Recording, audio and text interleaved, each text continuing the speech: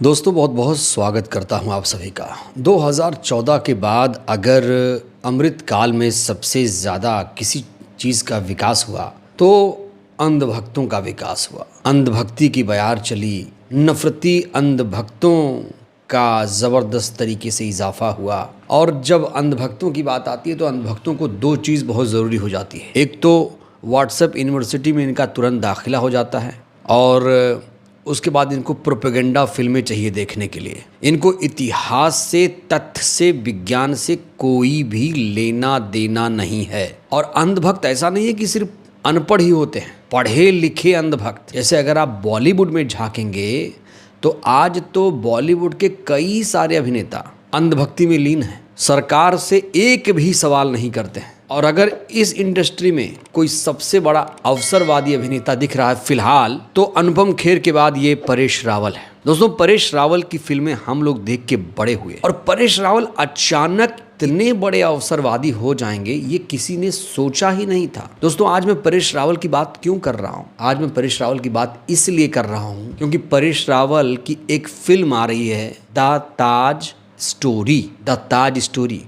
उस फिल्म में क्या है मैं आपको बताऊंगा। इस फिल्म की बात इसलिए हो रही है क्योंकि इस फिल्म के खिलाफ मुकदमा हो चुका है और अब पूरा मामला कोर्ट में जा चुका है। कोर्ट ने इसको लेकर अपना फैसला भी सुनाया है। तो सबसे पहले मैं आपको एक वीडियो के माध्यम से ये दिखा दूं कि परेश रावल जैसे बड़े अभिनेता जिनकी एक्टिंग में क्लास था, शानदार अभिनय किया करते थे 2014 से पहले। आप याद रखिएगा ये भारतीय जनता पार्टी के सांसद रह चुके हैं, मतलब ये अंदर से भाजपाई ही हैं। तो 2014 से पहले परेश रावल की एक्टिंग कैसे हुआ करती थी और लोग इनकी फिल्मों को कितना ज़्यादा पसंद करते थे। दोस्तों एक क्लिप मैं आपको दिखाने जा रहा हूँ। उस क्लिप को देखकर आपको यकीन हो जाएगा कि परेश रावल कितने ज़्यादा अवसरवादी हैं। आपको याद है साल 2012 के आसपास परेश रावल की अक्षय कुमार की एक फिल्म आई थी ओ माई गॉड। तो उस फिल्म में परेश रावल ने भगवान पर ही केस कर दिया था। इतना ही नहीं, भगवान की मूर्ति भी तोड़ दी थी। गजब के आस्तिक व्यक्तित्व को दिखाया गया था। परेश रावल ने उसमें शानदार अभिनय किया था। सबसे पहले आप ये क्लिप देखिए दोस्तों, और उसके बाद मैं आपको 2025 में आने वाली इनकी फिल्म जो ताज स्टोरी है, द ताज स्टोरी, उसकी भी क्लिप दिखाऊंगा। लेकिन सबसे पहले 2012 वाले परेश रावल को आप देखिए। तो भगवान बना के अपने धंधा शुरू भी कर दिया। एक बात मुझे बताइए, हमारी दुनिया इतनी खूबसूरत है तो भगवान सिर्फ मंदिरों में ही रहेंगे? मैं कहता हूं सिर्फ यहां से मानिए, अपने दिल से मानिए तो भगवान मिलेगा।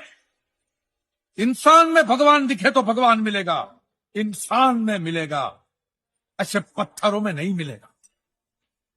ऐसे पत्थरों में कभी नहीं। तो इस क्लिप में सबसे खास बात क्या थी? परेश रावल ने भगवान की मूर्ति तोड़ दी है।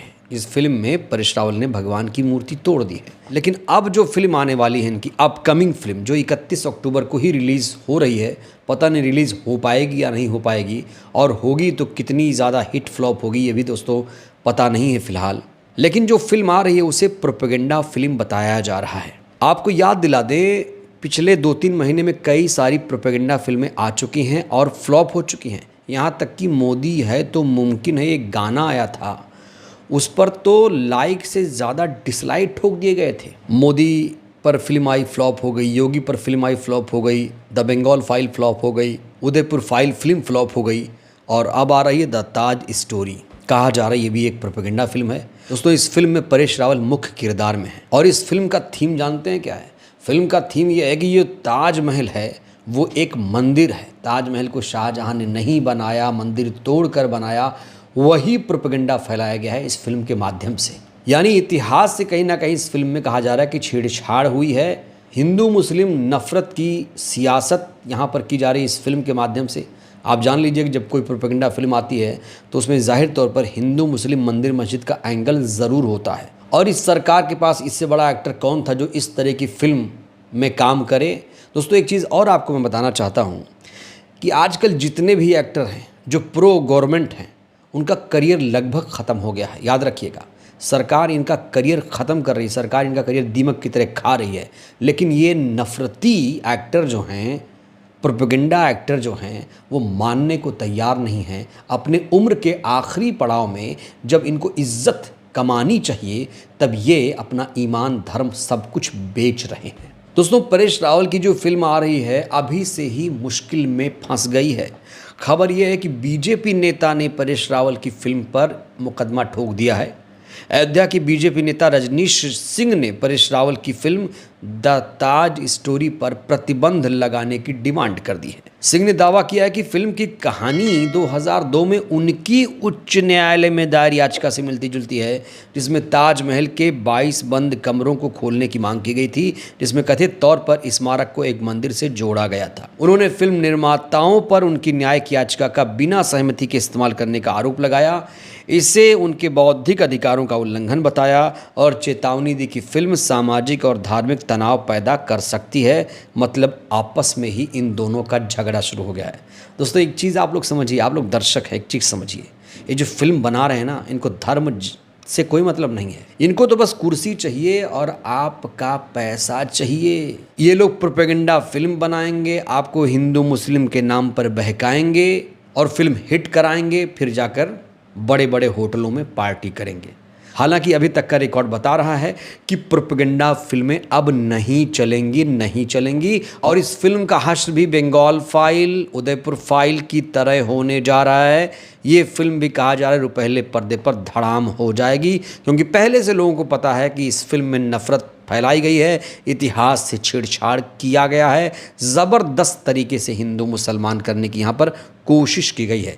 लेकिन इस पूरे मामले पर अब परेश रावल का बयान सामने आया है।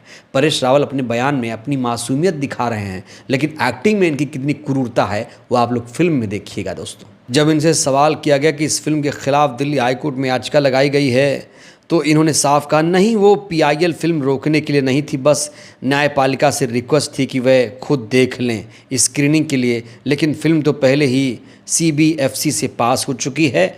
हमने जो योगी नाम की फ़िल्म बनाई थी उसमें तो उल्टा हुआ था, तब CBFC सर्टिफिकेट नहीं दे रही थी। हम कोर्ट गए, जजों ने खुद फिल्म देखी और कहा इसमें कुछ गलत नहीं है, यहाँ तो फिल्म को पहले ही सर्टिफिकेट मिल चुका है, फिर भी कोर्ट से देखने की मांग की जा रही है। जुडिशरी समझदार है, पता नहीं क्यों बेवजह इतना शोर मचाया जा रहा है।